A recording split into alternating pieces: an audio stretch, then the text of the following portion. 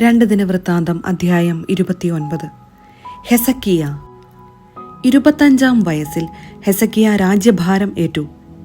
29 വർഷം ജെറുസലേമിൽ ഭരിച്ചു. സക്കറിയായുടെ മകളായ അബിയ ആയിരുന്നു അവന്റെ അമ്മ. പിതാവായ ദാവീദിനെ പോലെ അവൻ കർത്താവിന്റെ മുൻപിൽ നീതി പ്രവർത്തിച്ചു. ദേവാലയം ശുദ്ധീകരിക്കുന്നു. ഭരണമേറ്റ ആദ്യ വർഷം ആദ്യ മാസം തന്നെ അവൻ കർത്താവിന്റെ ആലയത്തിന്റെ വാതിലുകൾ തുറക്കുകയും കേടുപാടുകൾ തീർക്കുകയും ചെയ്തു. അവൻ പുരോഹിതന്മാരെയും ലേവ്യരെയും കിഴക്കേ അങ്കണത്തിൽ വിളിച്ചുകൂട്ടി പറഞ്ഞു, ലേവ്യരെ കേൾക്കുവിൻ, നിങ്ങളെ തന്നെ ശുദ്ധീകരിക്കുവിൻ. നിങ്ങളുടെ പിതാക്കന്മാരുടെ ദൈവമായ കർത്താവിന്റെ ആലയം വിശുദ്ധീകരിച്ച് വിശുദ്ധ സ്ഥലത്തുനിന്ന് സകല മാലിന്യങ്ങളും നീക്കം ചെയ്യുവിൻ. നമ്മുടെ പിതാക്കന്മാർ ദൈവമായ കർത്താവിന്റെ മുൻപിൽ തിന്മ പ്രവർത്തിച്ച് അവിശ്വസ്തത കാണിച്ചു. അവിടുത്തെ പരിത്യജിച്ചു. അവിടുത്തെ വാസസ്ഥലത്തുനിന്ന് അവർ മുഖം തിരിച്ചു. അവിടുത്തെ മുൻപിൽ പുറം തിരിഞ്ഞു. അവർ പൂമുഖവാതിലുകൾ അടച്ചു, ദീപങ്ങൾ അണച്ചു. ഇസ്രായേലിന്റെ ദൈവത്തിന്റെ വിശുദ്ധ സ്ഥലത്ത് ധൂപാർച്ചന നടത്തുകയോ ദഹനബലി അർപ്പിക്കുകയോ ചെയ്തില്ല. അതിനാൽ കർത്താവിന്റെ ക്രോധം യൂദായുടെയും ജെറുസലേമിന്റെയും നേരെ പതിച്ചു. നിങ്ങൾ സ്വന്തം കണ്ണുകൊണ്ട് കാണുന്നതുപോലെ അവിടുന്ന് അവരെ ഭീതിക്കും പരിഭ്രമത്തിനും പരിഹാസത്തിനും പാത്രമാക്കി. നമ്മുടെ പിതാക്കന്മാർ വാളിനിരയായി. പുത്രീപുത്രന്മാരും ഭാര്യമാരും തടവുകാരാക്കപ്പെട്ടു. അവിടുത്തെ ഉഗ്രകോപം നമ്മെ വിട്ടകലുന്നതിന് ഇസ്രായേലിന്റെ ദൈവമായ കർത്താവുമായി ഒരു ഉടമ്പടി ചെയ്യാൻ ഞാൻ ആഗ്രഹിക്കുന്നു. മക്കളെ, നിങ്ങൾ ഇനി അനാസ്ഥ കാണിക്കരുത്. തന്റെ സന്നിധിയിൽ നിൽക്കുന്നതിനും തനിക്ക് ശുശ്രൂഷ ചെയ്യുന്നതിനും ധൂപം അർപ്പിക്കുന്നതിനും കർത്താവ് നിങ്ങളെയാണ് തിരഞ്ഞെടുത്തിരിക്കുന്നത്. കൊഹാത്യരിൽ ആമസായിയുടെ മകൻ മഹത്ത്, അസറിയായുടെ മകൻ ജോയേൽ, മെറാറി കുടുംബത്തിൽ നിന്ന് അബ്ദിയുടെ മകൻ കിഷ്, യഹല്ലേലിന്റെ മകൻ അസറിയ, ഗർഷോന്യരിൽ നിന്ന് സിമ്മായുടെ മകൻ യോവാഹ്, യോവാഹിന്റെ മകൻ ഏദൻ, ഏലീസാഫാന്റെ കുടുംബത്തിൽ നിന്ന് സിമ്രി, യവുവേൽ, ആസാഫ് കുടുംബത്തിൽ നിന്ന് സക്കറിയ, മത്താനിയ, ഹേമാൻ കുടുംബത്തിൽ നിന്ന് യഹൂവേൽ, ഷിമയി, യദുഥൂൻ കുടുംബത്തിൽ നിന്ന് ഷെമായ, ഉസിയേൽ എന്നീ ലേവ്യർ മുൻപോട്ട് വന്നു. എല്ലാ സഹോദരരെയും വിളിച്ചുകൂട്ടി തങ്ങളെ തന്നെ ശുദ്ധീകരിച്ചു. കർത്താവ് അരുളി ചെയ്തതനുസരിച്ച് രാജാവ് കൽപ്പിച്ചതിൻ പ്രകാരം കർത്താവിന്റെ ആലയം വിശുദ്ധീകരിക്കാൻ അവർ അകത്തു കടന്നു. കർത്താവിന്റെ ആലയത്തിന്റെ അന്തർഭാഗം ശുദ്ധീകരിക്കാനായി പുരോഹിതന്മാർ അങ്ങോട്ട് ചെന്നു. അവിടെ കണ്ട മാലിന്യങ്ങളെല്ലാം അങ്കണത്തിലേക്ക് കൊണ്ടുവന്നു. ലേവ്യർ അത് കിദ്രോൺ അരുവിയിലേക്ക് കൊണ്ടുപോയി. 1-ാം മാസം 1-ാം ദിവസം ഈ ശുദ്ധീകരണം തുടങ്ങി. 8-ാം ദിവസം ദേവാലയ പൂമുഖത്തെത്തി. തുടർന്ന് 8 ദിവസം അവർ കർത്താവിന്റെ ആലയം ശുദ്ധീകരിച്ചു.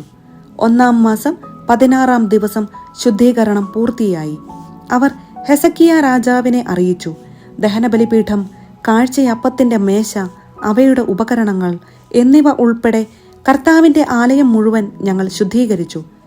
ആഹാസ് രാജാവ് ദൈവത്തോട് വിശ്വസ്തത വെടിഞ്ഞ് ഭരിച്ച കാലത്ത് അവഗണിക്കപ്പെട്ടു കിടന്ന ഉപകരണങ്ങൾ ഞങ്ങൾ ശുദ്ധീകരിച്ച് സജ്ജമാക്കി കർത്താവിന്റെ ബലിപീഠത്തിനു മുൻപിൽ വച്ചിരിക്കുന്നു. ഹെസക്കിയ രാജാവ് അതിരാവിലെ ഉണർന്ന് നഗരത്തിലെ സേവകന്മാരെ വിളിച്ചുകൂട്ടി കർത്താവിന്റെ ആലയത്തിലേക്ക് ചെന്നു. രാജ്യത്തിനും വിശുദ്ധ സ്ഥലത്തിനും യൂദായ്ക്കും വേണ്ടി പാപപരിഹാര ബലി അർപ്പിക്കാൻ 7 കാള, 7 മുട്ടാട്, 7 ചെമ്മരിയാട്, 7 ആൺകോലാട് എന്നിവയെ കൊണ്ടുവന്നു. അവയെ കർത്താവിന്റെ ബലിപീഠത്തിൽ അർപ്പിക്കാൻ രാജാവ് അഹറോന്റെ പുത്രന്മാരായ പുരോഹിതന്മാരോട് കൽപ്പിച്ചു. അവർ കാളകളെ കൊന്നു. പുരോഹിതന്മാർ അവയുടെ രക്തം ബലിപീഠത്തിന്മേൽ തളിച്ചു. അവർ മുട്ടാടുകളെ കൊന്ന് രക്തം ബലിപീഠത്തിന്മേൽ തളിച്ചു. പിന്നീട് ചെമ്മരിയാടുകളെ കൊന്ന് രക്തം ബലിപീഠത്തിന്മേൽ തളിച്ചു. പാപപരിഹാര ബലിക്കുള്ള ആൺകോലാടുകളെ രാജാവിൻ്റെയും സമൂഹത്തിൻ്റെയും മുൻപിൽ കൊണ്ടുവന്നു. അവർ അവയുടെ മേൽ കൈകൾ വച്ചു. പുരോഹിതന്മാർ അവയെ കൊന്ന് അവയുടെ രക്തം കൊണ്ട് ഇസ്രായേൽ ജനത്തിനു വേണ്ടി പാപപരിഹാരമനുഷ്ഠിച്ചു. കാരണം ദഹനബലിയും പാപപരിഹാര ബലിയും ഇസ്രായേൽ മുഴുവനും വേണ്ടി അർപ്പിക്കണമെന്ന് രാജാവ് കൽപ്പിച്ചിരിക്കുന്നു. ദാവീദിന്റെയും രാജാവിന്റെ ദീർഘദർശിയായ ഗാദിന്റെയും പ്രവാചകനായ നാഥാന്റെയും കൽപ്പനയനുസരിച്ച് കൈത്താളം, വീണ, കിന്നരം എന്നിവയോടുകൂടി ലേവ്യരെ കർത്താവിന്റെ ആലയത്തിൽ അവൻ നിയോഗിച്ചു. കൽപ്പന പ്രവാചകന്മാരിലൂടെ കർത്താവ് നൽകിയിരുന്നതാണ്. ദാവീദിന്റെ വാദ്യോപകരണങ്ങളുമായി ലേവ്യരും കാഹളങ്ങളുമായി പുരോഹിതന്മാരും നിലയുറപ്പിച്ചു. അപ്പോൾ ബലിപീഠത്തിൽ ദഹനബലി അർപ്പിക്കാൻ ഹെസക്കിയ കൽപ്പിച്ചു. ബലി ആരംഭിച്ചപ്പോൾ ഇസ്രായേൽ രാജാവായ ദാവീദിന്റെ വാദ്യോപകരണങ്ങളുടെ അകമ്പടിയോടെ കർത്താവിന് ഗാനാലാപവും കാഹളവിളിയും തുടങ്ങി. സമൂഹം മുഴുവൻ ആരാധിച്ചു. ഗായകർ പാടി, കാഹളമൂത്തുകാർ കാഹളം ഊതി. ദഹനബലി കഴിയുന്നതുവരെ ഇത് തുടർന്നു. ബലി തീർന്നപ്പോൾ രാജാവും കൂടെയുണ്ടായിരുന്നവരും കുമ്പിട്ടു വണങ്ങി. ദാവീദിന്റെയും ദീർഘദർശിയായ ആസാഫിന്റെയും വാക്കുകളിൽ കർത്താവിന് സ്തോത്രം ആലപിക്കാൻ ഹെസക്കിയ രാജാവും പ്രഭുക്കന്മാരും ലേവ്യരോട് കൽപ്പിച്ചു.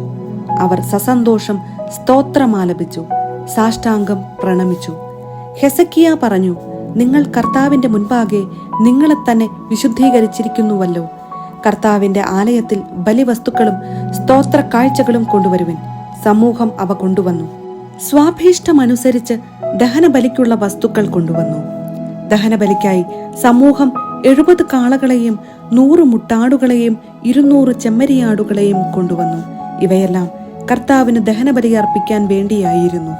കൂടാതെ 600 കാളകളും 3000 ആടുകളും നേർച്ചയായി ലഭിച്ചു. ദഹനബലിക്കുള്ള മൃഗങ്ങളെയെല്ലാം തോലുരിഞ്ഞ് സജ്ജമാക്കാൻ പുരോഹിതന്മാർ തീരെ കുറവായിരുന്നതിനാൽ മറ്റു പുരോഹിതന്മാർ ശുദ്ധീകരണ കർമ്മം നടത്തി തയ്യാറാകുന്നതുവരെ സഹോദരന്മാരായ ലേവ്യർ അവരെ സഹായിച്ചു. തങ്ങളെ തന്നെ ശുദ്ധീകരിക്കുന്നതിൽ ലേവ്യർ പുരോഹിതന്മാരെക്കാൾ ഉത്സുകരായിരുന്നു. നിരവധി ദഹനബലികൾക്ക് പുറമെ സമാധാന ബലിക്കുള്ള മേധസ്സും പാനീയ ബലികളും അർപ്പിക്കപ്പെട്ടു. അങ്ങനെ കർത്താവിന്റെ ആലയത്തിലെ ആരാധന പുനഃസ്ഥാപിക്കപ്പെട്ടു. ഇക്കാര്യങ്ങളെല്ലാം വേഗം ചെയ്തു തീർക്കാൻ ദൈവം തന്റെ ജനത്തെ സഹായിച്ചതോർത്ത് ഹെസക്കിയായും സമൂഹവും സന്തോഷിച്ചു.